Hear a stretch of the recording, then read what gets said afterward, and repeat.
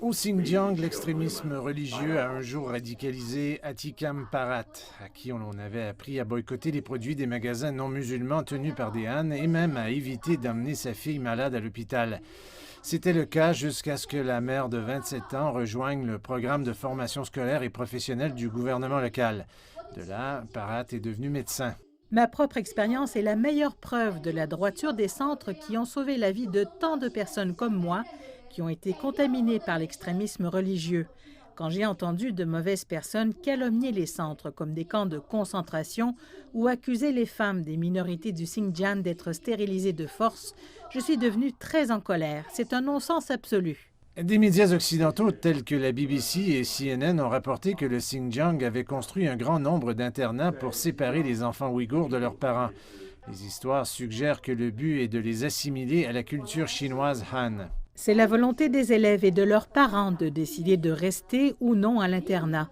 Aucun enfant n'a été forcé et ils ont de grandes garanties en termes de nourriture et d'hébergement. Avant que Rosie Aziz ne se rende dans l'un de ces centres, ce père de 2 enfants prêchait à ses proches que les Han étaient des païens. Nous vivons en fait dans une grande famille chinoise. Peu importe à quel groupe ethnique vous appartenez, vous êtes finalement un Chinois.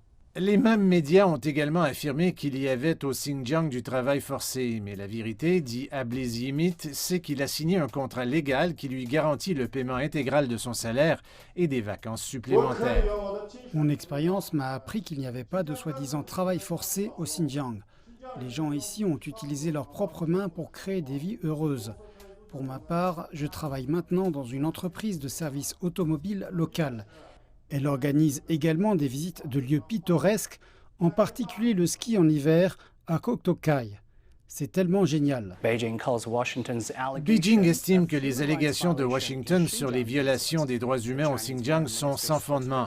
Un porte-parole du ministère chinois des Affaires étrangères a conseillé aux autres pays de trouver une ordonnance pour les États-Unis, les qualifiant de très malades en effet.